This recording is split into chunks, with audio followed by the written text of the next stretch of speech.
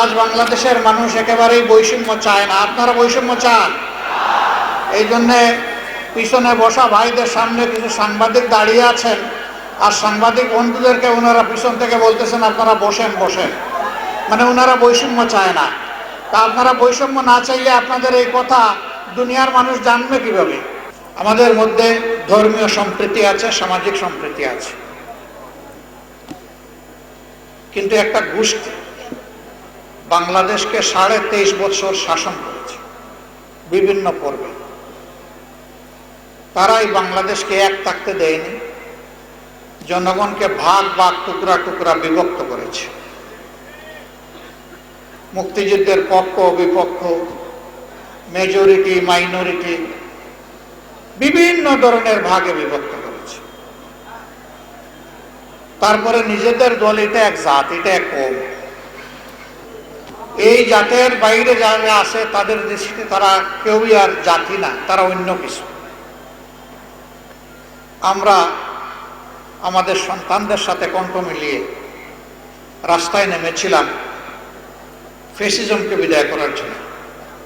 15.5 বছর আমরা দফায় দফায় আন্দোলন করেছি, সংগ্রাম করেছি। ফ্যাসিজম বিদায়ের হয়তোবা আমরা ভিত রচনা করেছি, কিন্তু রাজনৈতিক আন্দোলনের মাধ্যমে আমরা বিদায় করতে পারি নাই।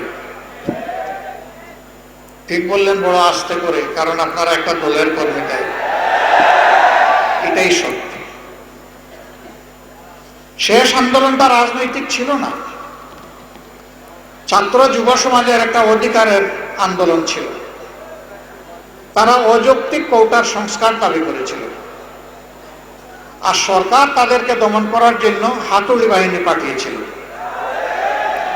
ওরা আমাদের ছেলেদের পিটিয়েছে, আমাদের কলিজার টুকরা মেয়েদেরকেও পিটিয়েছে।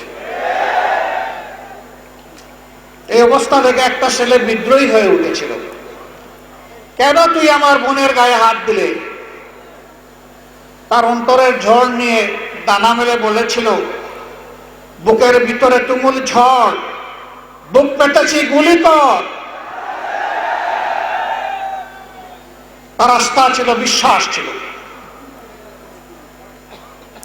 প্রিয় দেশে কেউ তাকে এতটুকু কথা বলার জন্য গুলি করবে না।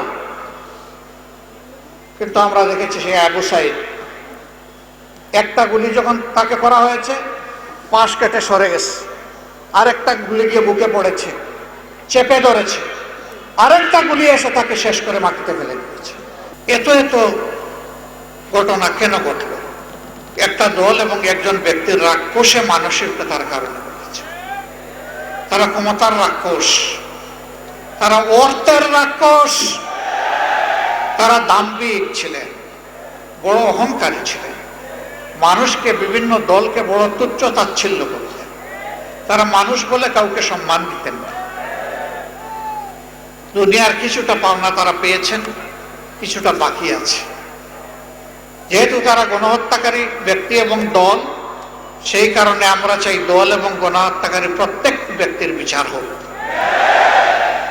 ন্যায় বিচার হোক, বিদ্যমান আইনে তাদের যথাযথ পাওনাটা সমঝে দেওয়া হোক।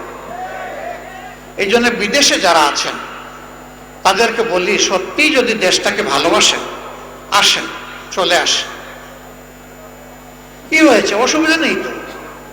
আপনাদের আমলে তো আমরা দফায় দফায় জেলে গিয়েছি, তো জেলে থেকেছি, আমাদেরকে কেমন রেখেছিলেন। এখন আসলে আপনারা সেটা না হয় একটু দেখার সুযোগ পেলেন,